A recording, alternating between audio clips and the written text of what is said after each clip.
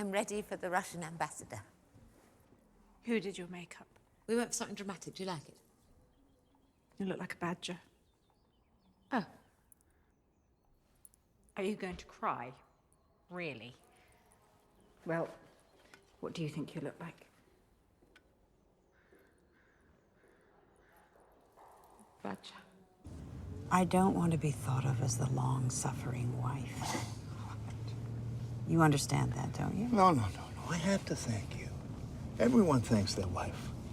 If I don't, I'll come off like some narcissistic bastard. But you are. God. I don't sing my own songs. Why? I just don't feel comfortable. Why wouldn't you feel comfortable? Well, because, like, almost every single person that I've come in contact with in the music industry has told me that my nose is too big and that I won't make it. Your nose is beautiful. Are you showing me your nose right now? Yeah. You don't have to show it to me. I've been looking at it all night. Oh, come on. Oh, I'm going to be thinking about your nose for a very You're long full of time. shit. I'm not full of shit. Yeah, I'm you telling are. you the truth. Yeah, you're full of shit. Can I touch your nose? Oh, my gosh. Let me just touch it for a second. Lord, I feel like I'm dying.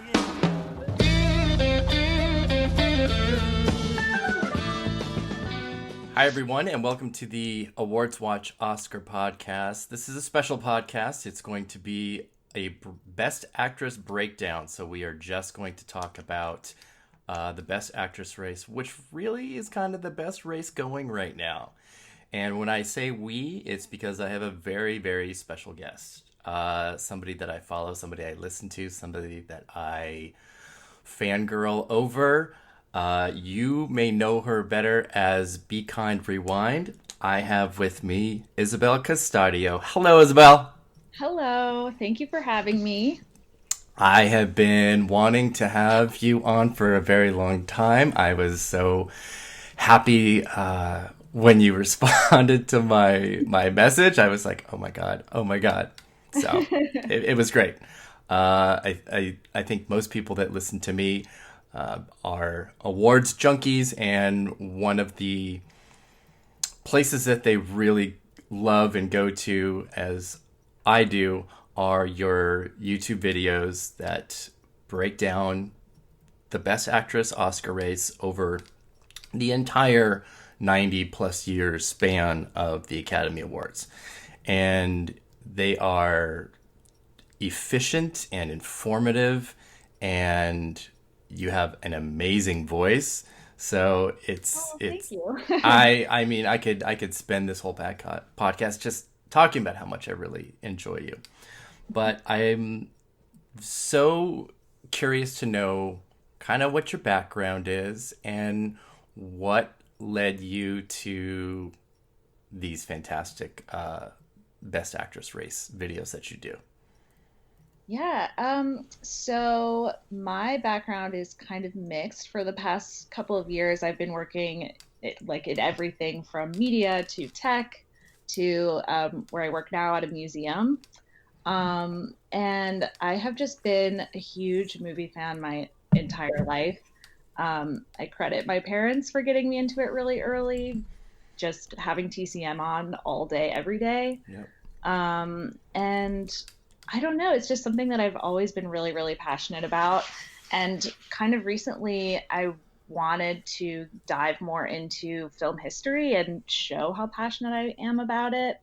So really, most of my film interest lies in what actresses do and how women navigate the space of the entertainment industry. So I wanted to find a way to kind of combine those topics and learn more about the industry and women through a very specific lens.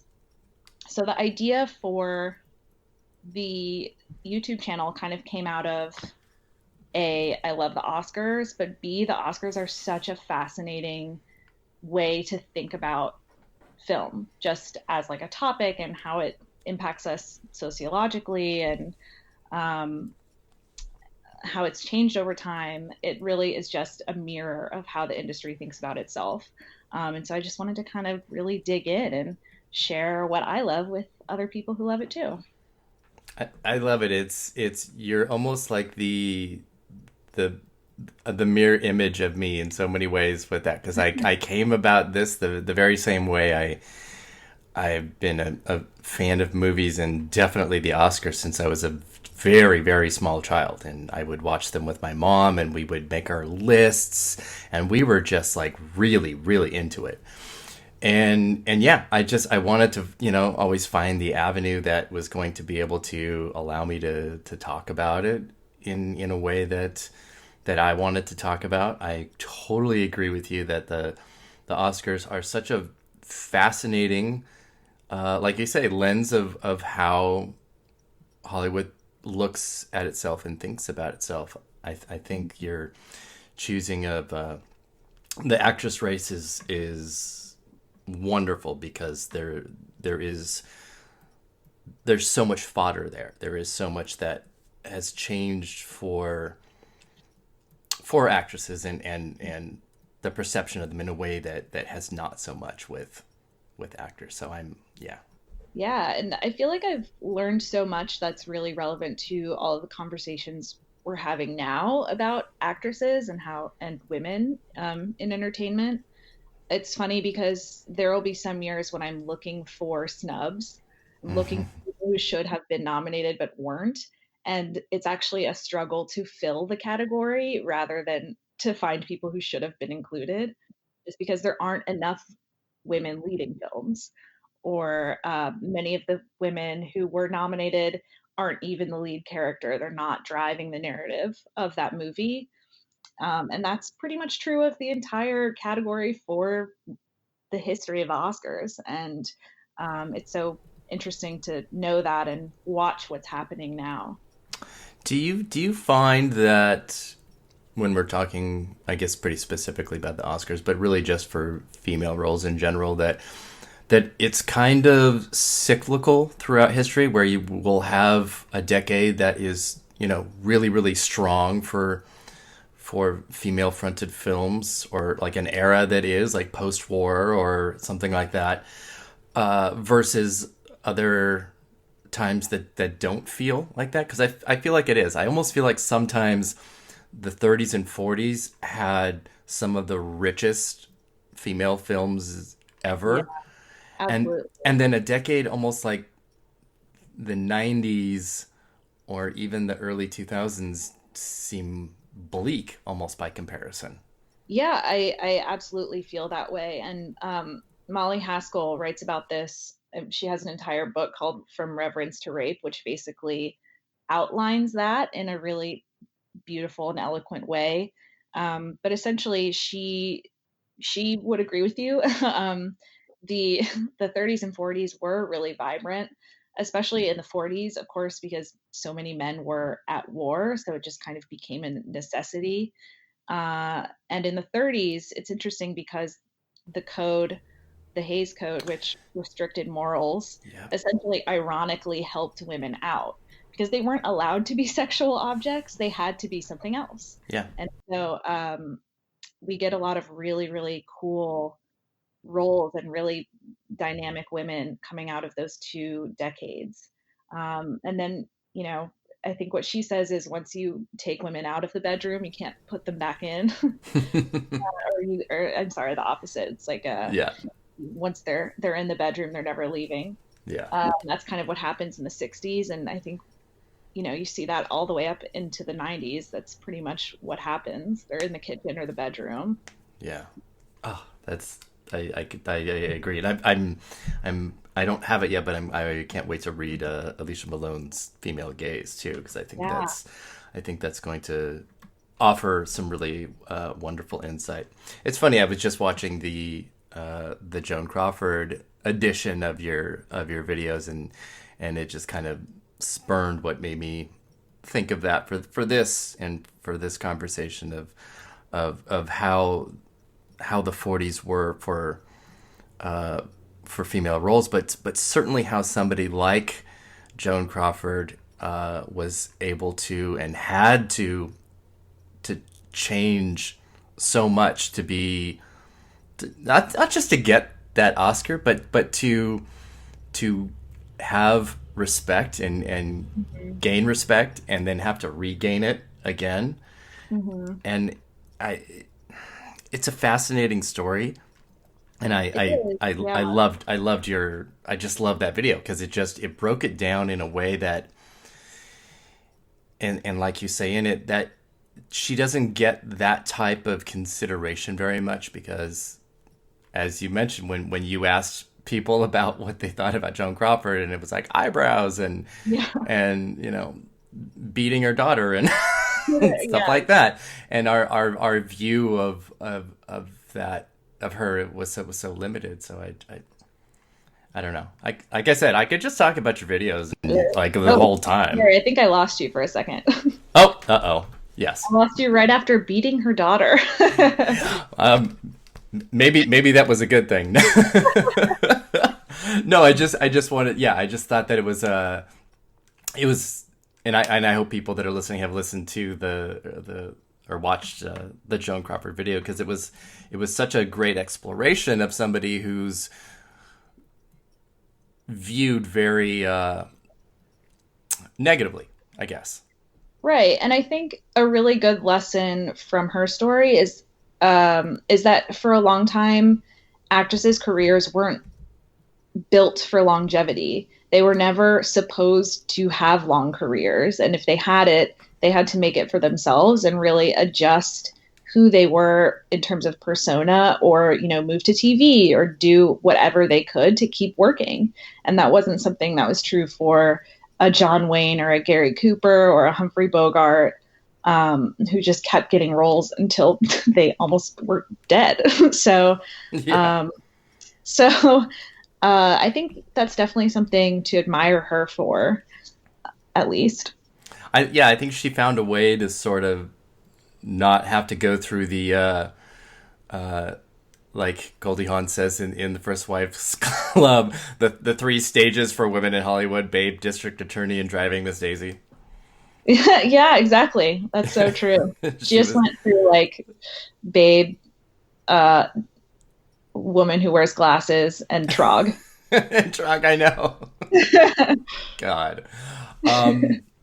All right. So with all of this knowledge, these 90 years of Best Actress and how Hollywood looks at women, we are going to talk about the current Best Actress race, which I think by most people's estimations is really kind of one of the best lineups in a long time. Would you agree? I definitely agree. This is a really, really interesting race because there are so many ways to fill out the top 5. And that I don't think has been the case in a really long time. There are so many ways to fill out the top 10. Yeah, it's so true. I mean, I think there are 3 who are almost locked in a certain way. Yes. I think we probably have the same 3, but go ahead and tell me who you think that top 3 is. So I'm definitely thinking right now it's Lady Gaga, Glenn Close, and Olivia Colman for the top 3. Yeah, I'm with you. I'm with you there. Mm-hmm. And honestly, I can make a case for any of them to win. I think so too. I think you probably can. It's always like with any year and something when if you're predicting the Oscars and you're trying to look at history and trends and stuff. I'm getting much further away from that than I used to. I used to be pretty rigid with history and statistics because for the most part it was the safest route and you could count on things more. While there were always exceptions like, Brokeback Mountain losing despite winning everything leading up to it. Yeah. It was an exception, and you could point to the reasons why it was an exception pretty clearly because they were underlined, bolded, and italicized. Mm-hmm. But generally, I'd be like, okay, you've got PGA and you have DGA and you have these precursors, and I was so locked into it. And I had to kind of loosen that up a bit, and especially the last few years, because I don't think there's been quite as much, not just because of the increased membership. That's a huge deal and can't be discounted. But I do find that there's much more going on with sociopolitics than before, in a way that's, I guess, more not more obvious, but just more tangible, more that I can feel more. Mm-hmm. I would agree with that for sure. And yeah, go ahead. Sorry. No, go ahead. No, I feel like I think people are trying a lot harder to look in places that they weren't looking before. Which isn't to say that the big studio movies aren't probably going to do the best. But for example, looking at the awards that came out just this week, I mean, Gotham and Critics Circle were unexpected to me in a way that I don't think are good indicators for the Oscars, but were interesting to think about. It is. This week was really fun because this is the kickoff of award season, because we had Gotham's National Board of Review, and then the New York Film Critics was this morning, and it's it's the kind it's gonna be a ride. It threw everything kind of into a tailspin. And it's right. So funny, and it's the great irony of awards watching is that people want to be able to, they want both things. They want predictability so that they can predict something, but they also want it, to all these curveballs to come in so that it doesn't get boring and repetitive. And you can't have both. Yeah, it's so true. And I feel like in the past couple of years, it's gotten repetitive to the point that it's boring. Well, last year was a weird one. Last year was one of the was absolutely for the books, because you had critics completely separate. I mean, really separate from industry. In a way that just that I have not seen in a lifetime of doing this, and I kind of hope that there's at least somewhere in the middle that they can meet, but yeah. So we've had three awards so far, and they all picked different actresses. Right. Did the Gotham Awards and the Critics Circle Awards surprise you at all, or were you kind of like, oh, that makes sense, having talked to people about it? So here was the thing with that. With the Gotham, Toni Collette won, which made sense as a win from them. I mean, it's literally, 5 people make the nominations and 5 other people decide the winners. It's a very, very small group. But I will always say, it doesn't matter if it's 5 people, 90 people, or 8,000 people. It just doesn't matter. I don't think you can pin one person in the room to believe in you. Oh my God, seriously. I realized that almost got really, really close to that. Yeah. And I'm like, no, Gaga, that's not how it works. One person isn't going to make you win. It's the 99 people that are going to make you win. But anyway. So with Gotham, I was like, okay, Glenn Close is nominated here. She's nominated with the Spirits. That's the kind of thing that's like, she's there because people want her there and they want her to win. And then she lost. She lost the Gotham. And I know a lot of people that were trying to make, very close comparisons to Close with Julianne Moore when she won for Still Alice, because it's the same studio, right? Same studio. This kind of sort of path was happening in the same way with Gotham nominations and Spirit nominations, and she won Gotham and she won Spirit, and from that was it, and she won everything. And so it was funny watching, Twitter and everything around it kind of blow up when Close didn't win, as if this was like, the anchor that was just going to sink her to the bottom of the ocean. Right. And it wasn't. And even Lady Gaga winning National Board Review doesn't do that either. Right. So it's but Yeah. I loved Regina Hall's win this morning from New York. My God. At first Black actress to win. That's so great. It's bananas. Yeah. It's But bananas. with Glenn Close, I mean, I immediately thought of Julianne Moore as kind of the test case, given that their movies are kind of similar in the sense of, the wife isn't going to do much outside of Glenn in the way that Still Alice didn't do anything outside of Julianne Moore. So I don't know. We'll see. I think it is just kind of a sentimental thing. I don't think there's much beyond wanting Glenn to win that's really happening. It is, and I have her in my number one spot right now. As the winner? I do, as just because we are still, I don't care if it's almost December, it's still early because we've just started to see the race start to take shape. Mm-hmm. But it's a placeholder really right now. And it's like you said, there's nothing that's going to really happen outside of Glenn Close for this movie than this. So the push for her to win needs to happen from all angles. Yeah. And the support has to be there from all areas, from both critics and industry.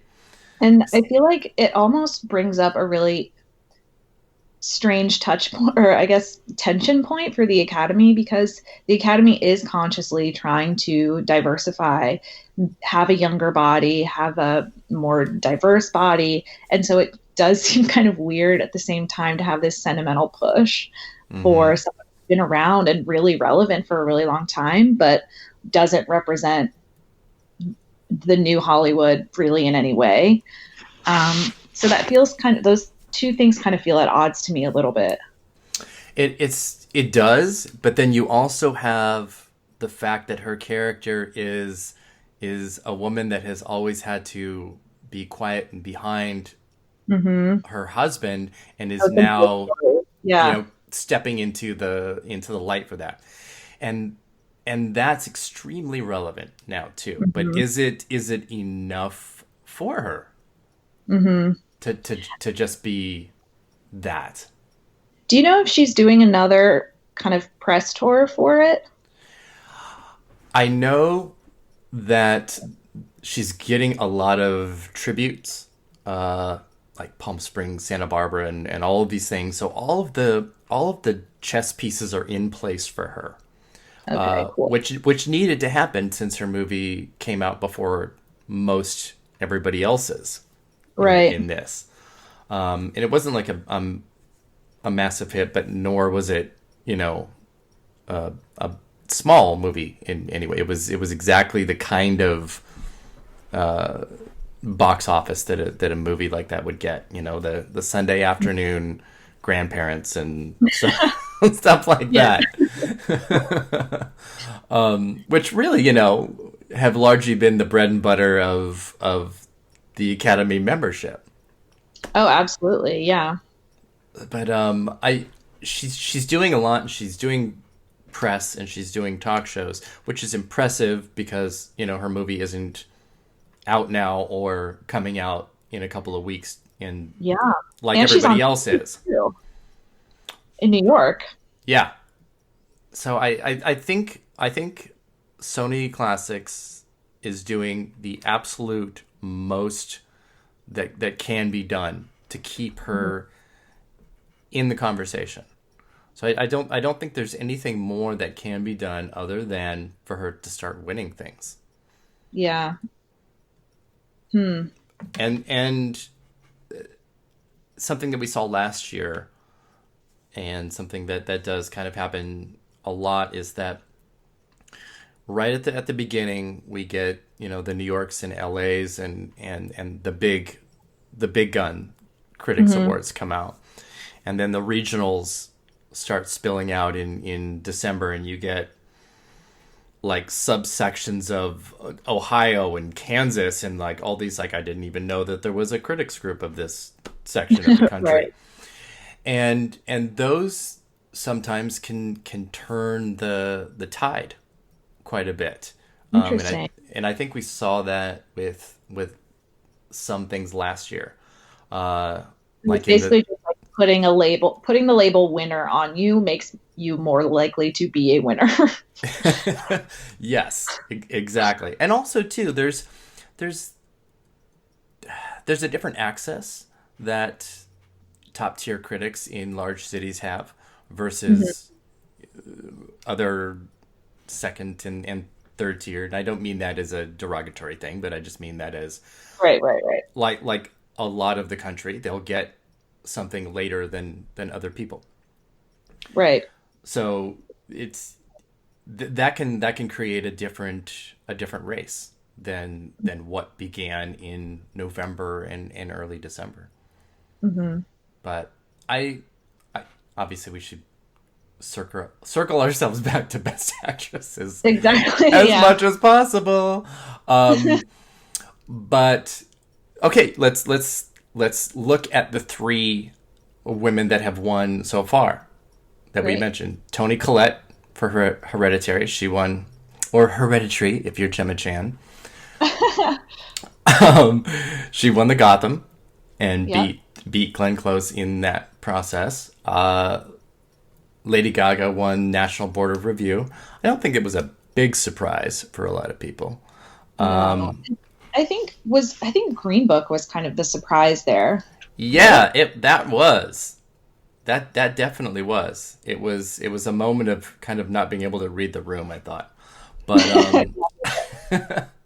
the Gaga thing was interesting, and something that the National Board of Review has done historically, and especially with this category, is that they very much have gravitated toward Best Actress wins for intelligent or scholarly actresses, not actresses, but roles. And the choice of Lady Gaga and just being a musician was interesting. It seems like they also really liked that movie a lot. Which is interesting. I wonder too how the legacy of A Star Is Born plays into this. I'm not sure that it does at all. I would say that it might a little bit. They are the oldest organization outside of the Oscars that gives any type of film awards. They've been around for a very, very long time. 1932.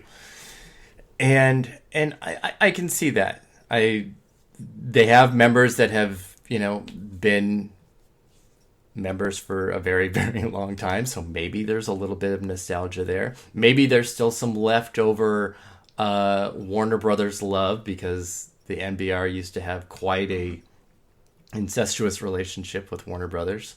Mm-hmm. And but yeah, then it's strange. It's like you're gonna give Sam Elliott, Lady Gaga, and Bradley Cooper wins, and then you're not gonna give it Best Film? Not Best Picture, right? I'm looking at their most recent winners, and it definitely is a mixed bag. I would say they're not terribly successful at predicting. No, and they used to be really bad at Best Actress. Yeah. And we at award for them for giving Leslie Manville an award. Good for them. Yes, exactly. But that was the funny thing at AwardsWatch. We would always kind of give a little bit of side eye to whoever won the National Board Review's Best Actress, because sometimes it was like a jinx. Oh, ooh.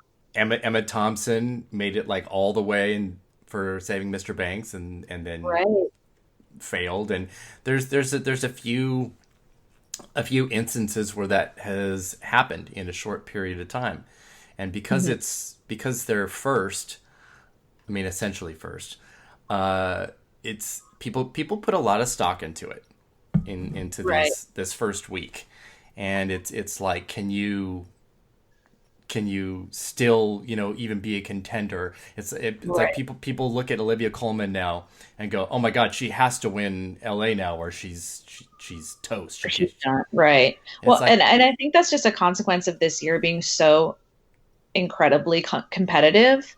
Yeah. That any indicator at all is going to probably get more weight than it should, which sucks, but. But it is actually that. It is because it is such a competitive year. So while I think generally most people would agree with you and I that the top three are close, Gaga and Coleman, it's the number 4 and number 5 spots that are going to find themselves, I think, with critics' wins that can propel them to industry nominations, at least. Yeah. And I definitely think, I mean, right now, I would say my 4 and 5 are probably Melissa McCarthy and Viola Davis. Mm-hmm. For Melissa McCarthy, I feel like it's going to be one of those perennial choices where people are like, oh, you made a turn to a dramatic role. Because they love that. Yes. I mean, there are so many examples of that. I can't even begin to name them. Exactly. And then and she was also, like, to her credit, very wonderful in that movie. So I don't want to make it sound like I'm just, No, she is great in it. Something that's held me back, and I actually have her in 6th right now, was missing out on that Spirit Award nomination, which should have been pretty easy for her to get. That struck me. And it's, again, this is just looking at one factor in a dozen factors. So I'm a little, that's why I have her in 6th. Definitely, because it's all up in the air, so who knows? It is. So something like, Toni Collette's Gotham win, which, isn't a huge thing, but it's something. Could, and that's what I was questioning myself today, because I was wondering, should I replace Melissa McCarthy with Toni Collette because of this win? But then I was concerned that I was kind of overstating it. But I don't know. I mean, I think the thing that always holds me back is I always think about genre. Yeah. And how people receive that. And horror, weirdly, is not like a bad indicator for Best Actress.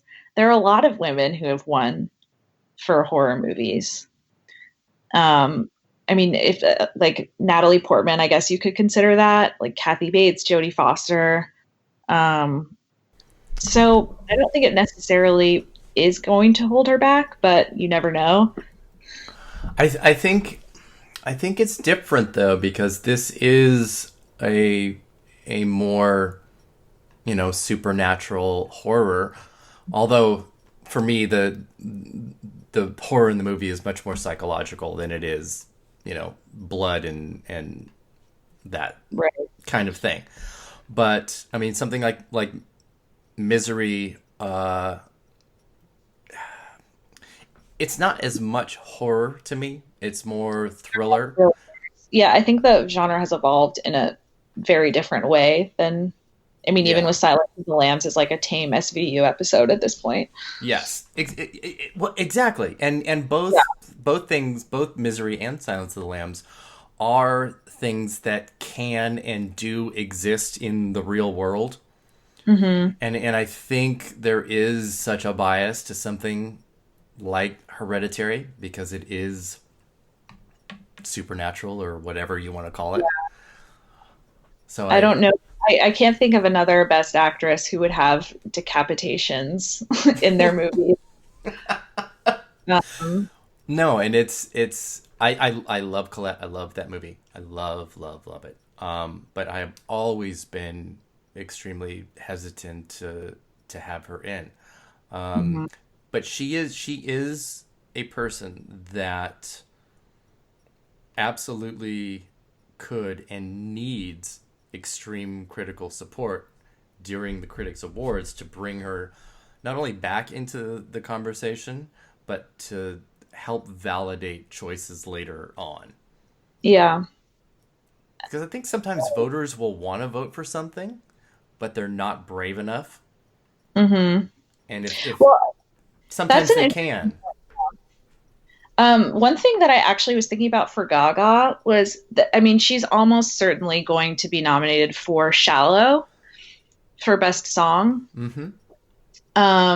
And so I was thinking about the calculation that voters are most likely going to have to make, which is, do you vote for Lady Gaga twice on your ballot or once, and where does it go?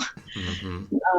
And I think that is something people will be thinking about. If you have the choice between giving Lady Gaga 2 Oscars and giving her 1 and giving Glenn Close 1 after 7 nominations or so, what do you do? Which is really funny because, and this is a perfect podcast for this, that conversation probably never enters a voter's mind when it's a male director that has another element of his film that can also win him an Oscar. Right, exactly. It's already happened. That's why you have like artfuls for like Inarritu and all of those things. But. Exactly. There are plenty of years that have, you know, a man winning 2 Oscars. Mm-hmm. So but you're also absolutely right that there will be people that will weigh that and look at that. But it was also an interesting choice by Warner Brothers to not submit any Bradley Cooper written songs. I thought it was a little strange because, I mean, he could essentially like earn the most individual nominations in a single year. Oh, absolutely. I think there's history with this Oscar for Lady Gaga that's really interesting to me. Yes. Because I really felt like she was expected to win Best Song in 16, mm-hmm. And lost to Sam Smith, which was very surprising to me. It was very surprising. So, I mean, even that could be considered some type of consolation in a way. Yeah. That was a really interesting example, though, too, of the Academy's producers feeling like they thought they knew what was going to happen. Mm-hmm. And so that production number of that song was so huge mm-hmm. and momentous. And we see that kind of thing quite a bit. We see it even with who they decide to present an award. Yeah. And the fact that Barbra Streisand is most likely going to be at these Oscars. Barbra Streisand is notorious for showing up when she is going to give someone important an Oscar or some type of award. It's she's the one who gives Captain Bigelow the Oscar. She's the one who's giving Hamilton Best Tone or Best Musical. You know? Exactly. Like, that's that they do give out a technical award. You know what I mean? I should probably, since I've said, you know, what my top 3 are and that I have Melissa McCarthy in 6th, who mm-hmm. my 4 and 5 are. Because my 4, 5, and 6, and actually quite a bit, are so movable right now. The pieces are movable pieces. But I have Yulitza Aparicio for Roma and Viola Davis for Widows.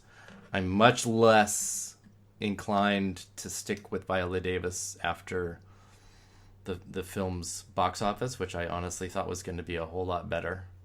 Yeah. I really feel like it wasn't sold as a heist movie. Do you know what I mean? I felt like the promotion for it wasn't what it was. That's strange because I feel the opposite. I feel it was oversold on the heist elements of it. But I don't know. I I was don't know. expecting to do really, really well. I was still expecting, yes, to have like at least like a 20 to 25 million opening and hit 100 million and be like, gravy. But it didn't, and I don't. And this was the kind of thing that I've been toying with is that where is Viola Davis in the canon of the Academy Awards now? And is she going to be a Meryl Streep, Denzel Washington, where a nomination is almost going to be expected all the time, and that That's she'll be. my sense of it. That was what I was kind of thinking. Is that it was Yeah. almost like a default. Yeah, that's to be honest, exactly why I put her in. Yeah.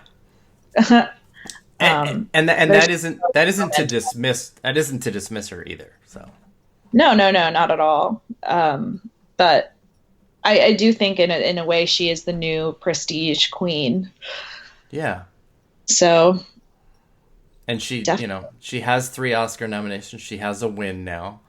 I feel like this is going to be a bit of a test. If she can make it in, I mean, the film is really well reviewed. There's no, this isn't like a Music of the Heart Meryl Streep nomination. Right. It's a legitimate certified critical hit. And I think it'll have other categories as well. I think so which too. should help. Yeah. I agree. She wouldn't be like a sole nomination again, like Meryl Streep often is. Yeah.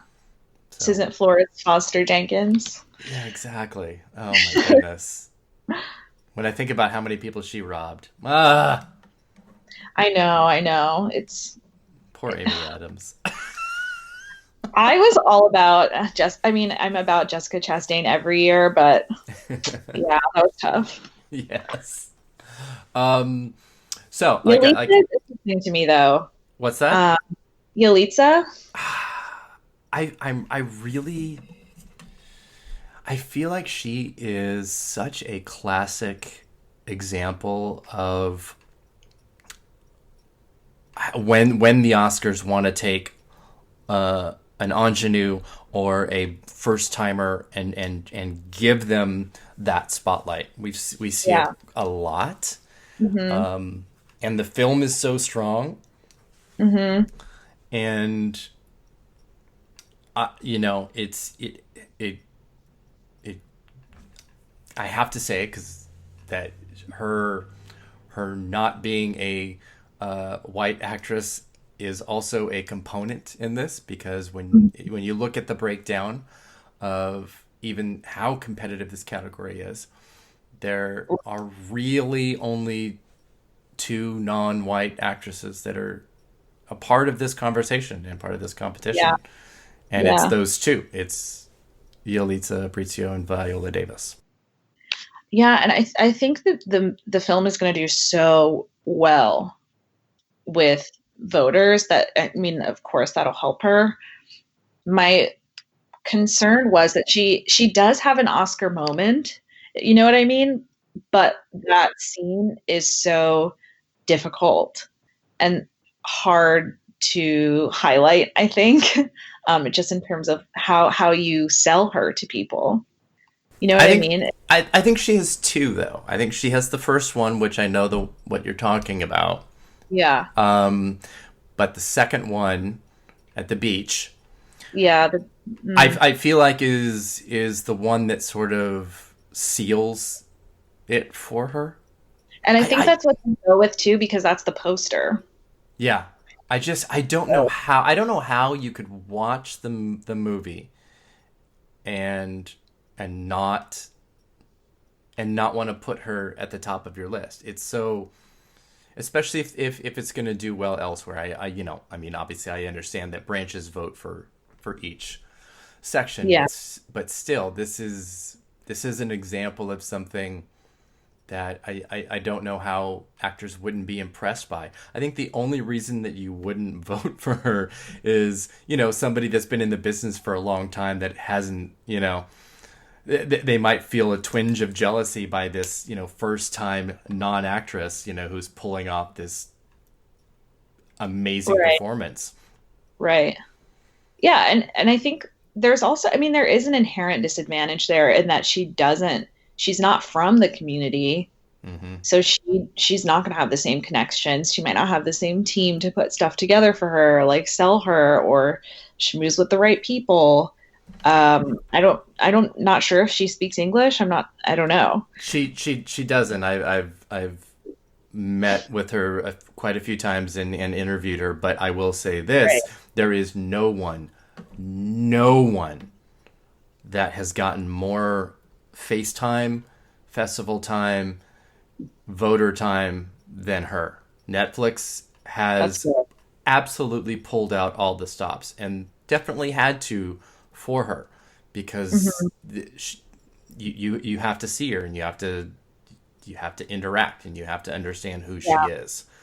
And her story is a great story, and it's as classic a discovery story as Rita Hayworth is to me. And it shouldn't be any different.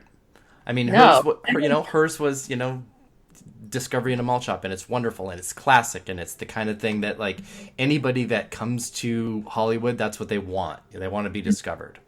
And she was discovered, and it was really quite by accident that she was too. Mm-hmm.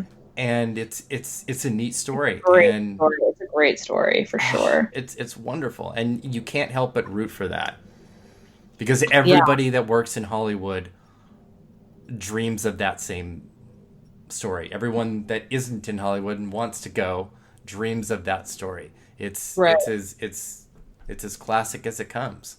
Yeah, I definitely thought of like a Jennifer Hudson, or I don't know, maybe even like a Harold Russell from the 40s, where it's just this story that is going to grab you and pull you in. And I don't know. Yeah, I mean, I thought her performance was so touching, and that was her first acting role, right? Yeah, first film of anything at all.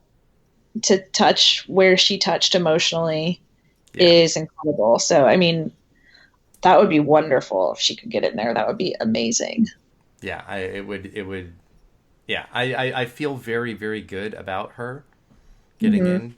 I have her in fourth. I feel really, really strong, and it's a large part of it is the strength of the film, but it's also that Netflix they broke through what they broke through last year with Mudbound, and they have something this year that can go all the way. And speaking of Netflix, I'm wondering how people there are thinking about Olivia Colman, because I feel like they almost have a horse in this race with her, because her winning only helps them promote The Crown. I don't know if those thoughts are connected, but that's certainly something I was thinking about. Well, I mean, obviously, I don't. That's interesting. I mean, I do think Netflix would rather their Yalitza, for sure. That because that does more for them and their brand with the Oscars. Yeah, absolutely. But yeah, I mean, Olivia Colman getting nominations throughout the season is going to put her in front of an audience that probably has never seen her before and doesn't know who she is, and that's going to just automatically do good things for The Crown, right? When that comes around with her. So I'm not sure if there's too much vested interest in Colman doing well, but yeah. But it's not a disadvantage either. But it's not a disadvantage either, exactly. So who are we looking at as the rest of the top 10? And this isn't even filler. I mean, any like multiple years would be looking like, oh my God, how am I gonna, make a list of 10? Because what we have are performances from former winners and nominees that are like go for broke, insane performances. We've got biopics. We've got period pieces. We've got Emily Blunt in Mary Poppins Returns. Generally. So one performance that I absolutely loved that I don't think has too big of a shot in the top 10, in the top 5, was Rosman Pike in A Private War. Mm-hmm. I didn't even recognize her voice at first in that movie. She really made a transformation into Marie Colvin that I found extremely impressive. There's so much character work that went into that. And just generally, I feel like her career has been so fascinating. Who she was in An Education versus who she was in Pride and Prejudice versus who she was in Gone Girl and Private War are completely different characters. And I wish that she would get a little more recognition for that. I will say that, and Rosman Pike is the only performance that I have not seen yet, and I have kept missing it at everywhere that I have been. So I do hope to see it, but within the next couple of weeks. But I will say that Avalon Pictures, which is brand new, has done an exceptional job with her and with the film, getting it into festivals, getting her on panels and roundtables. She's everywhere. So you can't fault her studio for doing an absolutely killer job of making sure that people know that she has this fantastic performance. Mm-hmm. But, how did you think about Carey Mulligan's performance in Wildlife? I think it was the best of her career. Yeah? I was blown away. I loved it. Mm-hmm. So do you think that she has a shot? Top 5? I don't think she has a shot in top 5. And this is really crazy because she is another person. IFC Films has had Wildlife at like literally every single festival. Yeah. It's been it's everywhere. Everywhere. I feel like I've seen a podcast pop up with Paul Dano like 8 times. Yes, and he's promoting it like crazy, and Zoe Kazan's promoting it. But I mean that's a movie that just has like also fizzled, which is an understatement at the box office. It's something that should be talked about more. It's something that should be seen more. I think what she did in that role is one of the most exciting female performances I saw of the whole year, because of the time period, and she's trying to go from a traditional staid housewife to breaking free, but it's not really in a way that we have seen before. And so I love the perspective. I love the film. I love everything about the film, but it's my favorite thing that she's ever done. What's so interesting to me about her career is that she takes these roles that are seemingly Oscar ready that end up having no attention whatsoever. It's like, Far from the Madding Crowd, Suffragette, or Mudbound, or even The Great Gatsby. They just kind of end up fizzling in a way. Yeah, I'm not sure. It's wild because she had an education and had that nomination, and it's sort of like, well, here's your introduction, and And yeah, it seemed like she would be able to be on a path to be able to earn a lot more of that kind of awards attention. Right. But yeah, it's very strange. It is a little and that surprising. Was also the Blindside year, wasn't it? 2009. Yeah, it was. Lord. Yeah. That's a year. Oh goodness. Oh man. That's good time. Mm-hmm. So I mentioned Emily Blunt, and I know that you're probably gonna get into this during one of your videos, but I want to know what you think. Is she actually at a disadvantage because of Julie Andrews? I've been thinking a lot about this, and I think so. I do too. Because I mean, of course, there's the nostalgia factor.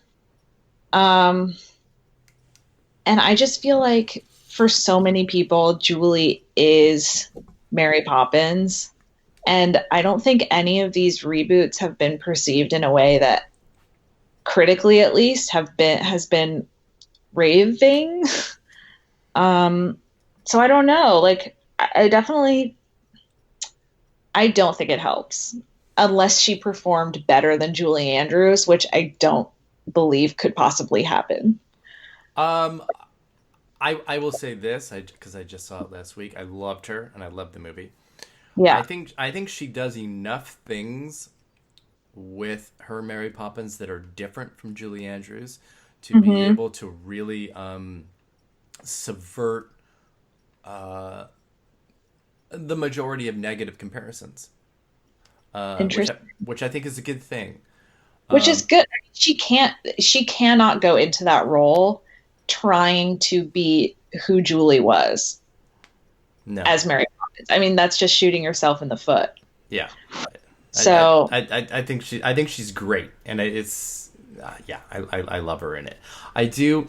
I think if if Julie Andrews had not won for Mary Poppins and won for like Sound of Music instead, yeah, that would be less of a disadvantage for Blunt. Absolutely. I agree. Yeah, but she is really, really, really good.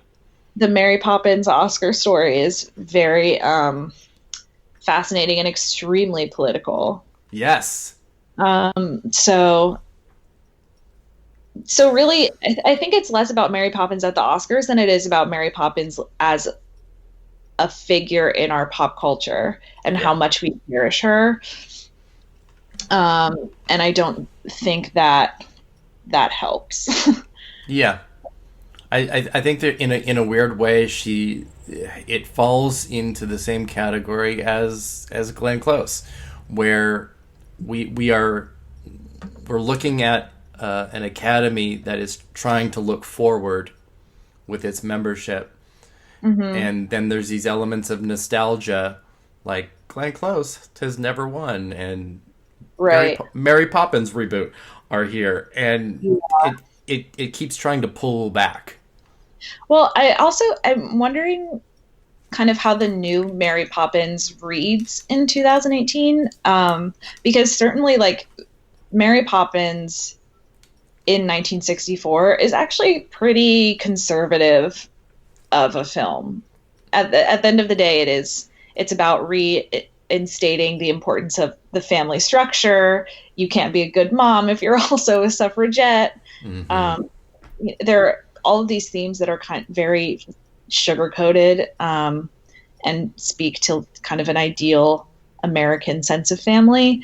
And so I'm wondering if the new Mary Poppins is like that, and if it is, if that would be a disadvantage because we're trying to be kind of more progressive and all of that. It's not, and I think that's one of the smart things about it, and it's because it's essentially a sequel, and it's the Banks children grown up. It's 20 plus years in the future, so it's the late 1930s, and it's pre-World War II, but it's also in a deep social depression. So, they're going to lose their house, and so there's all these elements that could easily speak to now as much as then. So I think they subvert that element quite a bit. Oh, that's good. That's encouraging to hear. Yes, yeah, but also too, there isn't really I guess there really isn't that much of a figure to represent that so much, but it's certainly not a focus. And yeah, 1964 was the beginning of a crossroads of female empowerment and trying to look back to the 50s and keep that. And so that was a time. Yeah, and Disney certainly represented that back then, but that's not the Disney of today. Yes. And we see that with, how they're basically making fun of themselves in every reboot that they do. Yes. Like half of Frozen is a joke about how you can't fall in love in 5 minutes.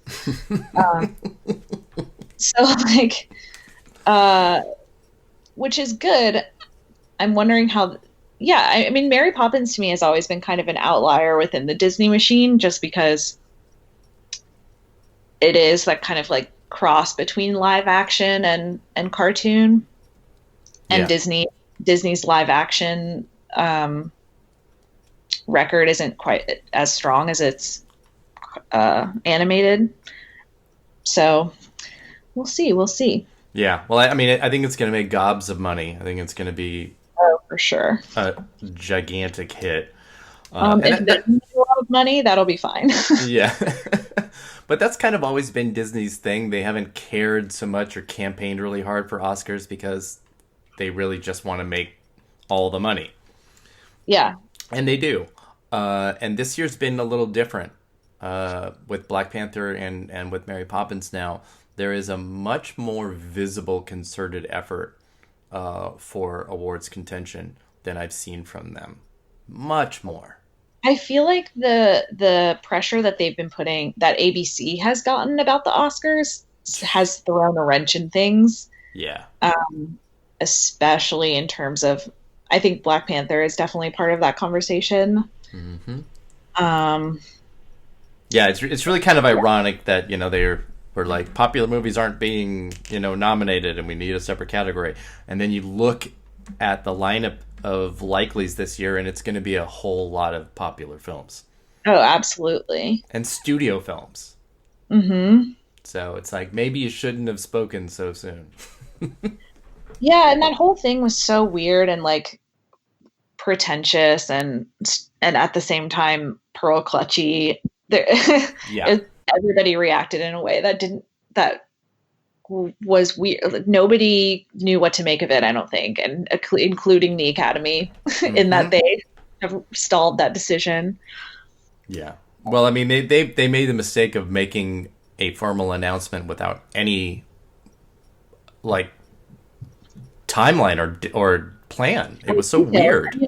Yeah, like what is best popular movie mean? And also, do they also get 10 pictures? Or is it 5? Because exactly. If it's 10, that's like 20 movies in the year are the best. Yeah. Allegedly, that's crazy. Yeah, they had no parameter, so it was a disaster. Yeah. Anyways. Yes. Let's talk about a few other performances that are definitely in the conversation and I think could change things in the coming month. Because we'll have the Screen Actors Guild nominations and the Golden Globe nominations in about a week and a half.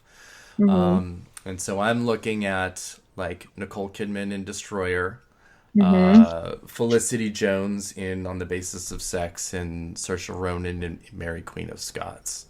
And also a little bit of Joanna Kulig in Cold War. I don't want to dismiss that. I think that film is going to be best foreign film for sure. Yeah, but I think it will play well. And yeah, I think it's pretty accessible too. Mm-hmm. So the decision to make Lady Gaga, or I guess A Star Is Born, not a comedy or musical, was really interesting to me. Do you have any insight into that calculation? Yeah, that actually happened.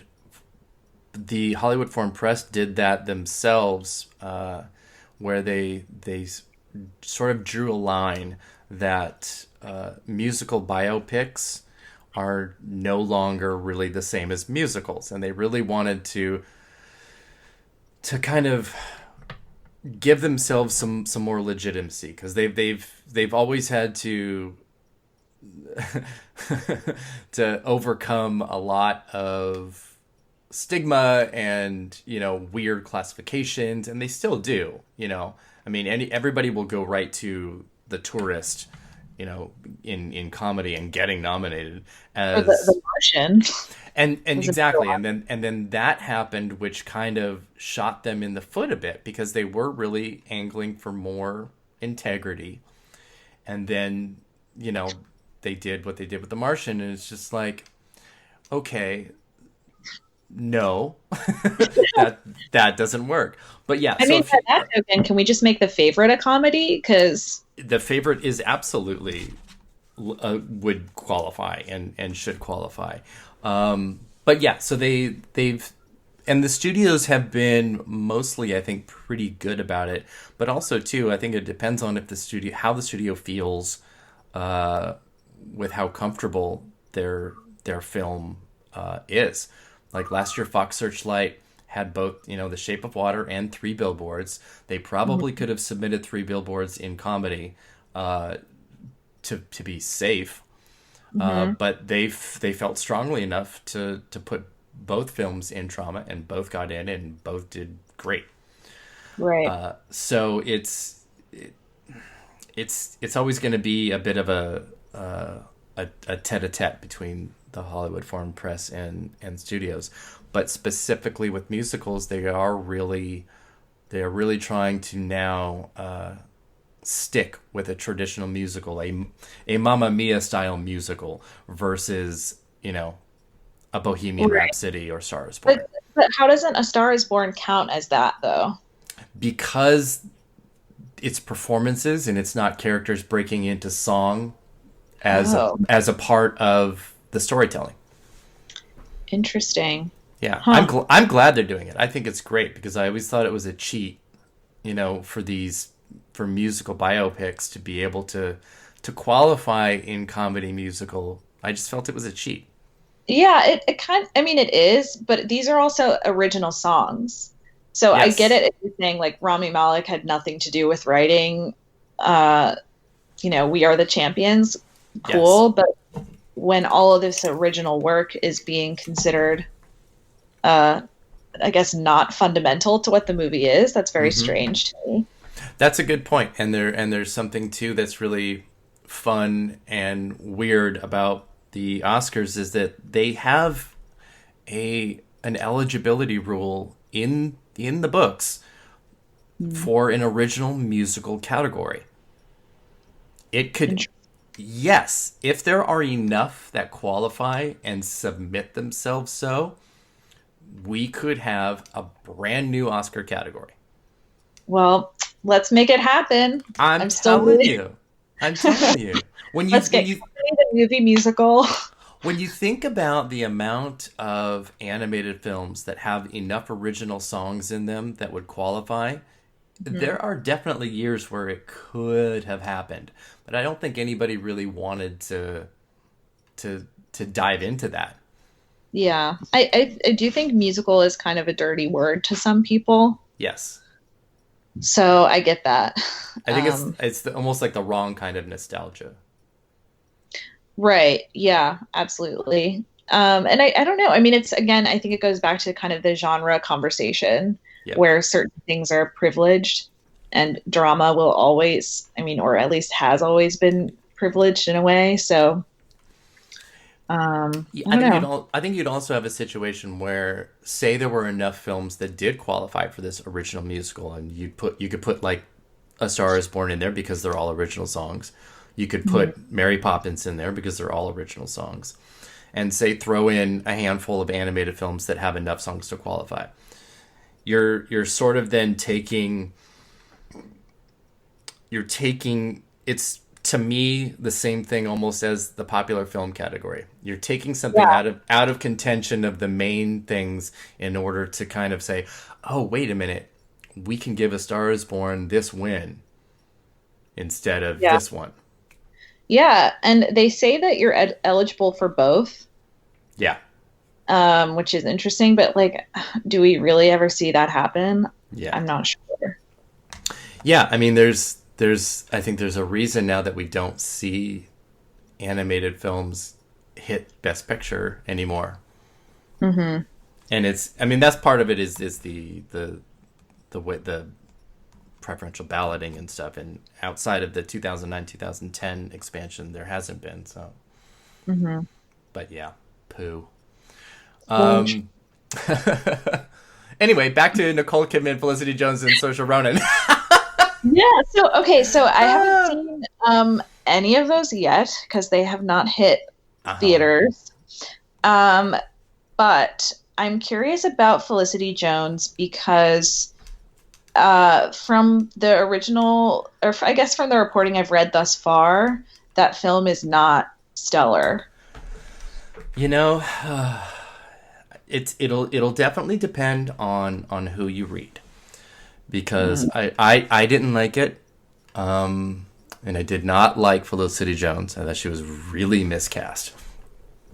But I have a lot of female writer friends and film critic friends that are extremely passionate about it. And it moved them, and they were in tears, and there is no way that I can deny that it had that impact on them, and for good reason. It just, This is definitely a Ruth Bader Ginsburg moment. Yeah. For sure, in pop culture. So that helps a lot. I wonder if, because Focus Features held on to this and to Mary Queen of Scots until AFI, and that was their world premieres were there, and that's where I saw them. And Mary Queen of Scots opens on December 7th, and On the Basis of Sex is Christmas, and I wonder if it's too late for On the Basis of Sex, and especially in a year that is so jammed. That makes sense. I don't know. With movies like that, I always question whether I'm moved by a performance or whether I'm distracted by something else that I love so much. It's like, oh God, I'm so obsessed with Ruth Bader Ginsburg. Do I actually just love that, or am I being moved by Felicity Jones? It's like when I thought that I liked American Hustle for like 10 minutes because I was like, oh, I love Elton John songs. I think that is the Bohemian Rhapsody syndrome. Oh, absolutely. Because personally, I hated the film. It's probably my least favorite movie of the year. I passionately hate it. It's a huge hit, and audiences love it. Critics do not. It's sort of like The Greatest Showman last year, where the divide is extreme. Right. But I understand it. I understand that. Well, when half of your movie is the Live Aid, or not Live Aid, but the concert at the end, it's like, cool. It is, but then I was talking to a friend of my son about this last night, and he's like, but it's Queen. I'm like, yeah, and I can watch the Live Aid on YouTube, or I can listen to Queen songs. Right. I'm not getting anything extra by watching Rami Malek in very bad false teeth lip sync. Yeah. Oh my gosh, the teeth. They're really bad. They're very bad. They're like SNL cartoony bad. I don't know how that happened. I just don't understand. Yeah, I'm flabbergasted, honestly, by it. But you know, again, I can't discount an audience's love of it. That's genuine. Well, I think it's also one of those just like a transformation movie where you see what you think of as Rami Malek in Mr. Robot, where he's an extremely awkward, kind of reserved, introverted character, and then you see him strutting around as one of the most charismatic frontmen to have ever graced a rock band. And so, I mean, that is a pretty cool transformation just in terms of what an actor can accomplish. Mm-hmm. And then it's like, do you give that credit if the film is bad? I mean, should he be punished for a bad film? I don't know. I think it can happen. I mean, we've seen examples of, you know, performances being nominated for films that are a little like, what? Right. You know, again, you know, you can always come back to Meryl Streep with that, but then you can also go right to that 2009 Best Actress year with Sandra Bullock, where The Blind Side is a terrible movie critically, but it made $255 million. Yeah. So, yeah.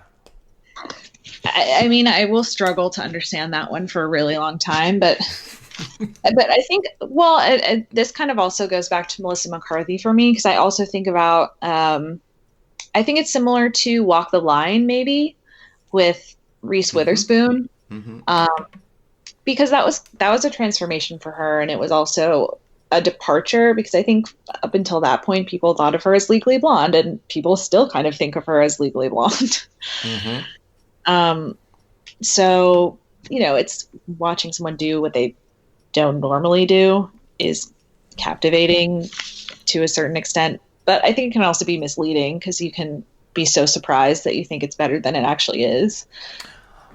I think that will bring me to Nicole Kidman in Destroyer, because I think for a lot of people, they're going to be pretty shocked when they see her and when they see it. She's never done anything like this. It is a completely unapologetically masculine and feminine performance. It is, I mean, it plays to the cheap seats. It's awesome. It's great. That's great. And again, I mean, Annapurna, for whatever struggles that they're going through now, has done a bang-up job with this film, and with having it at Telluride in Toronto, and Kidman is face forward everywhere with it. Yeah, and her resurgence with the Emmys as well has just been so fantastic, and is putting her in kind of this echelon of actresses that I think is, you know, the top. I mean, I think she's going to be kind of legendary in a way. I mean, I'm you know, a kid maniac or anyway, but I find her career to be one of the most fascinating in modern history. It's amazing. It's I can't wait till you get to her. Her year. She's really special to me because she takes a lot of chances and roles that she doesn't have to take, but she does them because they're challenging and interesting. And I think people got lost with her career, I think, a little bit, because she did so many really wonderful indie movies that some were hard to watch. Yeah. And I don't know that she ever got the credit that she probably deserved for doing that, because so many people of her caliber or Oscar winners just choose to, you know, be kind of lazy, I guess, afterward. Yeah, I think she's getting it retrospectively, where she didn't get it in the moment. Yeah, her post-Oscar career and choices have been insane and cool and wild. Yeah.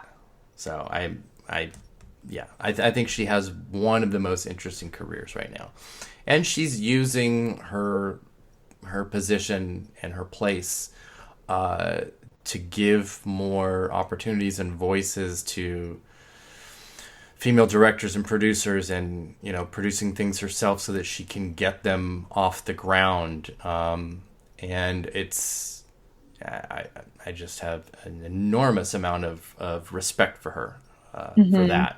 But it's a really kick-ass performance. Yeah, I'm really, really excited for it. Yeah, you're going to be like, what? Yeah, but that's a good thing. Yeah. I don't know how excited I am for Mary Queen of Scots. Am I off base for my siblings? So I really liked it. And I was a little surprised. My expectations were kind of low. And, it's a weird thing because sometimes I get really anal about certain elements of distorted history, and then other times I'm not that frazzled by it. Right. And Bohemian Rhapsody, that was bad. That's what I mean. The contortions that they took, for the ending of that movie are comical. Right. And there are some stretches with Mary Queen of Scots of history and reality for the sake of drama that happen, but I don't mind them as much in this. And I think for anyone that's watched the trailer, it's the moment that Queen Elizabeth and Mary Stuart are meeting and talking, because that never happened. Right. But it's this sort of imagining of something as a way to have a conversation about it by having the characters have that conversation. Right. Yeah. And it works. And I think just in terms of the social implications, when we think about how movies impact the way that we think about our world, taking liberties with Mary Queen of Scots is just much less offensive than what they did with Bohemian Rhapsody. 100%. But, it's farther away. The issues aren't as pertinent. So that I can understand how that would concern one less. It does, and it's making a very concerted effort to be relevant, to not just being like a stale piece of history, but of being able to speak to not only the difficulty of women to rise in any field, much less politics, but how they do that with and against each other is really a fascinating exploration in this. And if you want to immediately after the movie go to your history books or your Wikipedia or whatever it is that you use and be like, well, this is not the type of earrings that she would wear, and go ahead and do that. That's like totally cool. But at the same time, you're dismissing the ability that a film can provide in that poetic license of being able to tell a story through the eyes of another story. Yeah, maybe like Battle of the Sexes is another good example of that. Yeah, absolutely. Where, that's not a documentary by any means. There were certainly some liberties taken, but it doesn't matter. It's kind of not the point.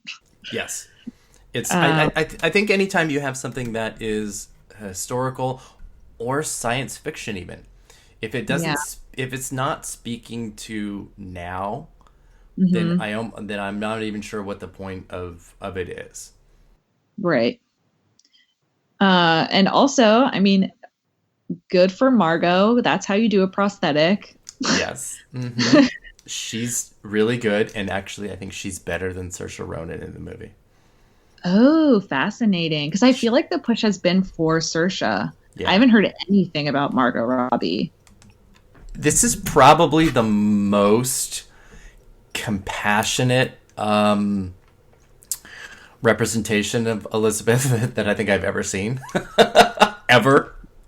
So how does it kind of measure up in terms of how when you say like compassionate, how would you compare it, for example, to Cate Blanchett's performance? Is she kind of being like a political hawk, or is it more just about her as a woman? It's more as a woman. She is much less aggressive and fiery.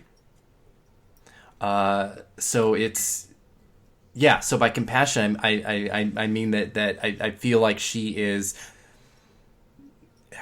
They present her as being kind of taken advantage of by everybody around her, but both women are, and that's part of the story.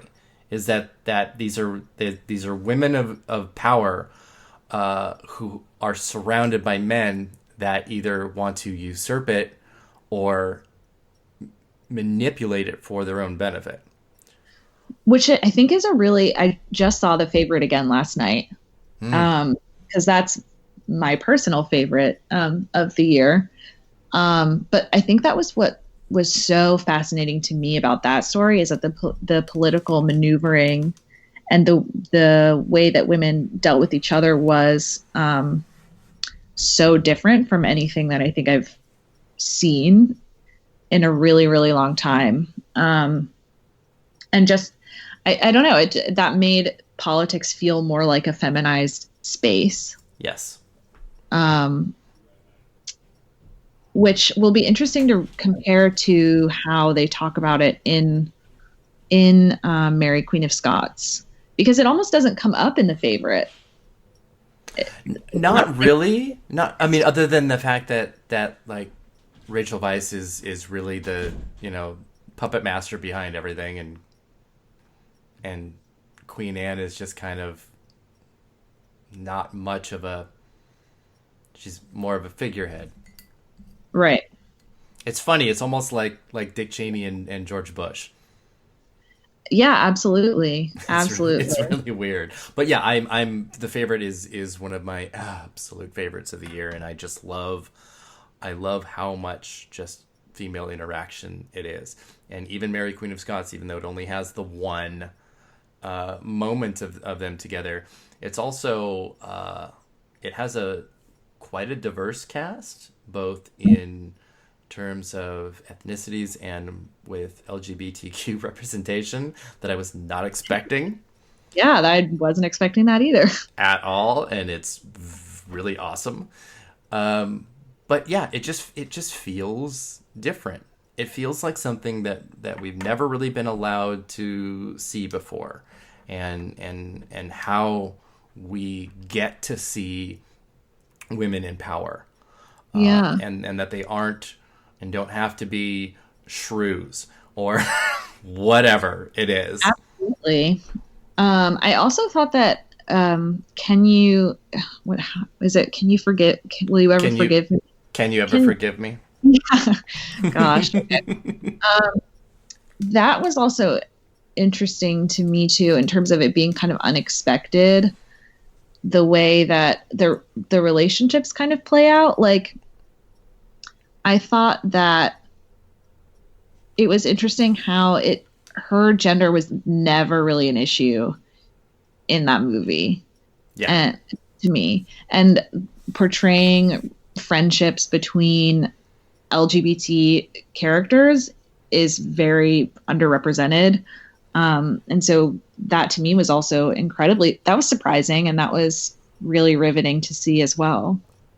Yeah, one of the great things about that movie is I think, as a member of the LGBTQ community and a humongous movie fan, one of the things that I really look forward to is an era where stories are stories and the characters can just be gay within the stories.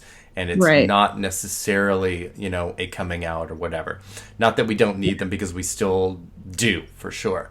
Right. But it's the great thing about Can You Ever Forgive Me is that they just are, and that's a part of them. It's a big part of them, but it's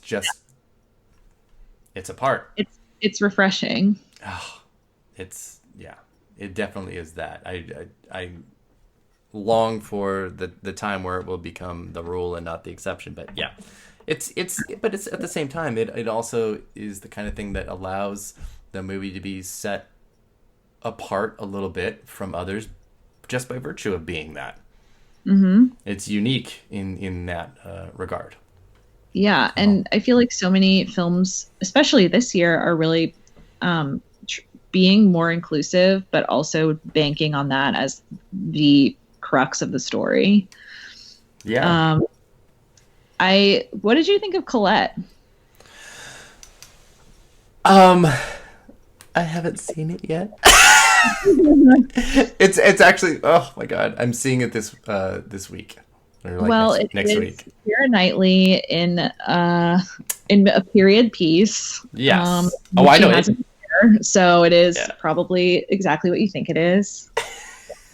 Yeah, but it's also, it's sort of like, I mean, I know enough about it that it's like The Wife meets Can You Ever Forgive Me? Yeah, kind of.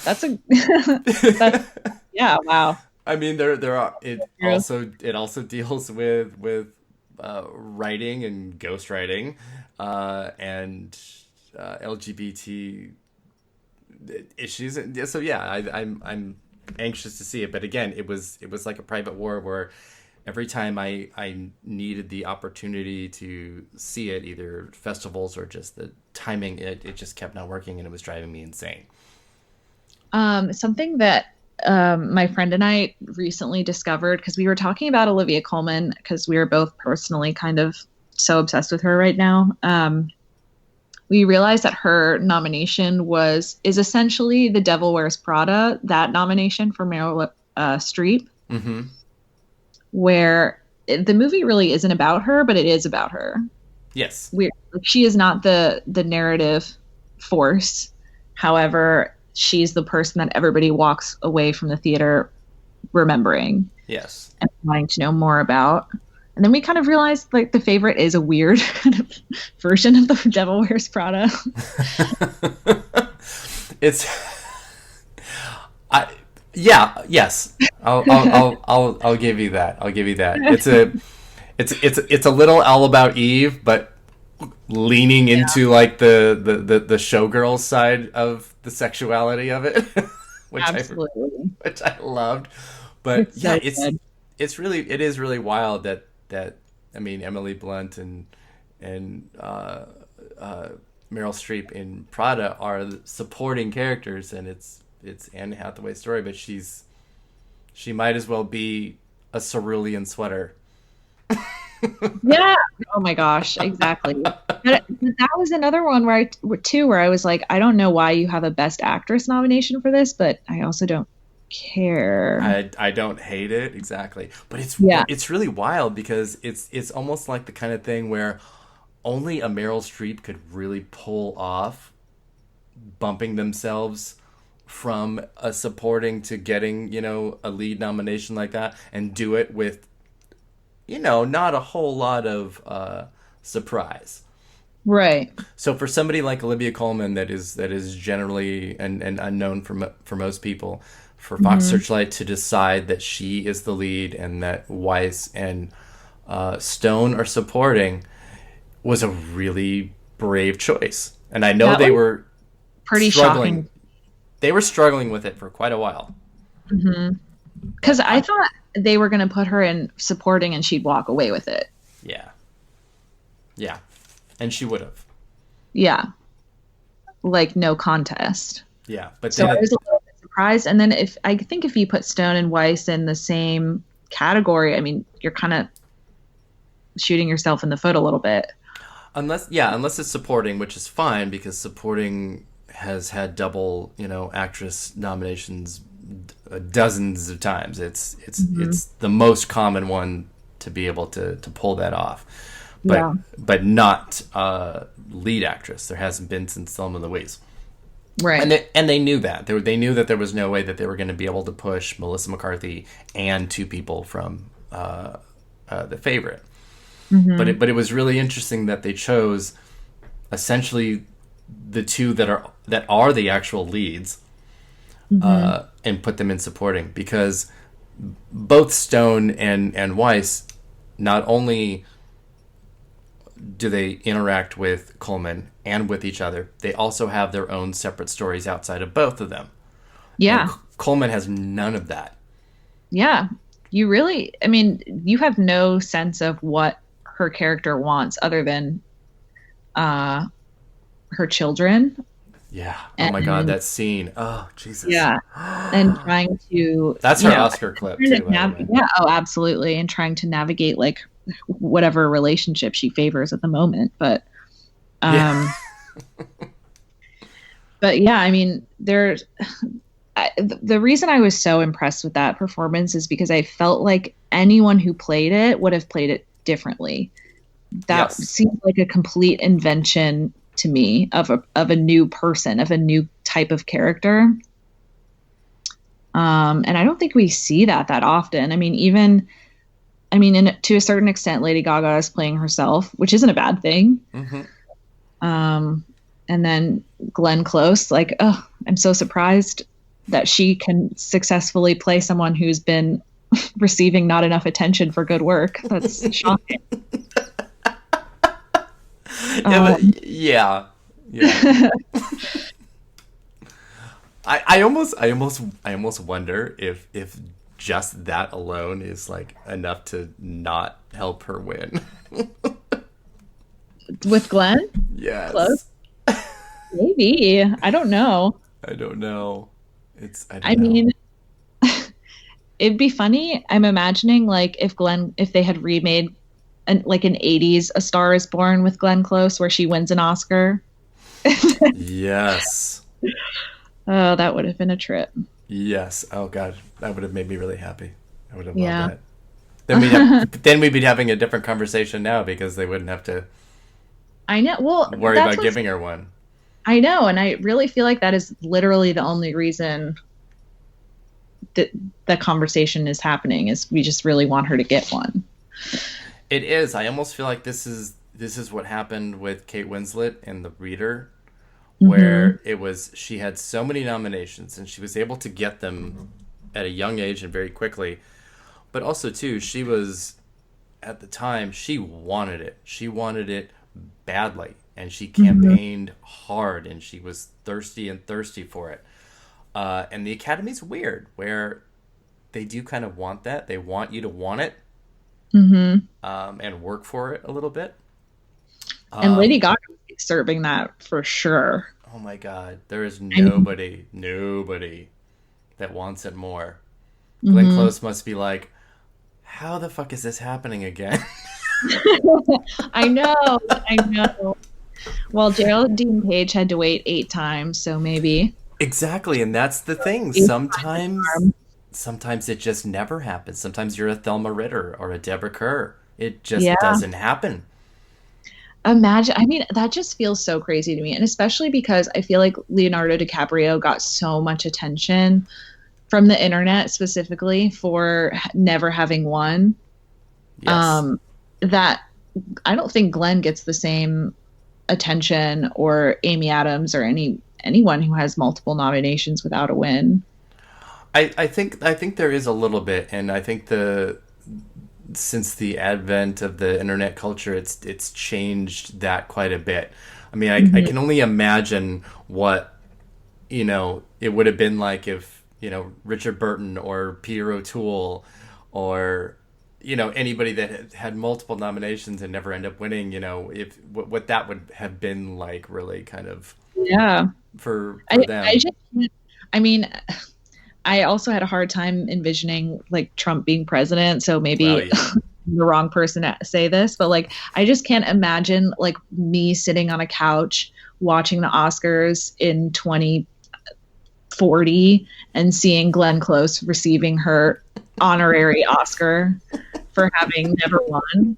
That just seems like such a strange dystopian almost future where that just feels so unreal and not true. I feel like if she doesn't win for this, that within the next 5 years that she will have an honorary. 5 years? Yes. Oh my gosh. That will be my prediction. Yeah. Because I think she'll feel like this was her last true shot. Yeah, I don't know. The thing is, she's been so active in theater and trying to do just such a diverse body of work. I mean, on TV and all of that kind of stuff. So I don't see her slowing down at all, but I don't know if she cares about movies enough to. Well, I know that they are still working on getting that Sunset Boulevard film version going, but it isn't going anywhere right now. So I could be wrong. If she loses for The Wife, she could actually go the opposite and just go absolutely hog wild with Sunset Boulevard. But I don't know. I mean, honestly, I want a Sunset Boulevard movie just to see what Patti LuPone says about it. Thank you. Yeah. Exactly.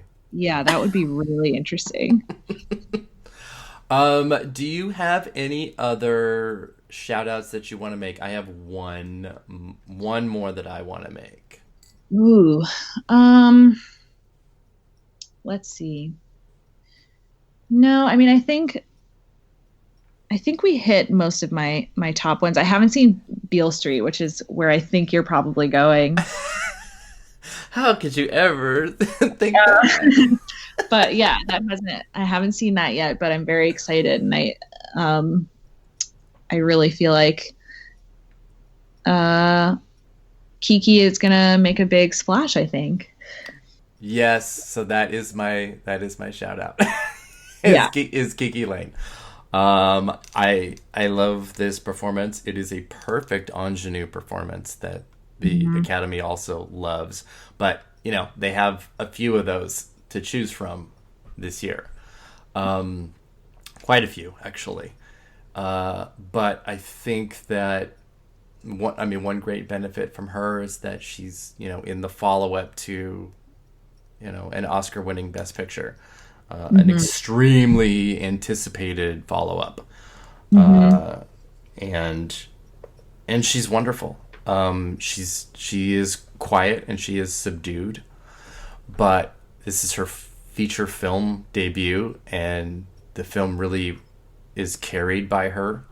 And Regina King is going to get a lot of attention too, right? Oh, she's winning. She's winning the Oscar. Great. Yeah, Give her all the hardware. I'm all about it. I feel very, very good about her winning. So, cool. I'm super happy about that too. And it's good. It's great. I think Barry Jenkins then will become like the go-to person for these small supporting roles that can win Oscars. Yeah. Everyone's going to want to be in his movies after that. Ready. Exactly. But no, I want Kiki Lane to get in. I think it's a really, really rough, difficult path for her to step over a lot of, like I said, previous winners, previous nominees. I think the timing is right, though. I think it could be. Hollywood is hungry for upcoming people who are gonna make a big splash in movies that feel new and feel interesting. I think it could happen. I do, but a lot of other things need to happen first. So your top 5 was, of course, Lady Gaga, Glenn Close, and Olivia Colman, and Yalitza Aparicio and Viola Davis. But we are recording this podcast on Thursday, the 29th. It's going to go up on Friday the 30th, which is when I do Front Runner Friday. So I am not solid on that top 5, and I only will be once I post that tomorrow. So, so depending on whether you read that first or listen to this first, it could be different. It's changing so fast, and I mean, the thing is, the top 5 could fluctuate a lot, or I guess 4 and 5 could fluctuate a lot. But I really do think it is really only a debate between 2 people.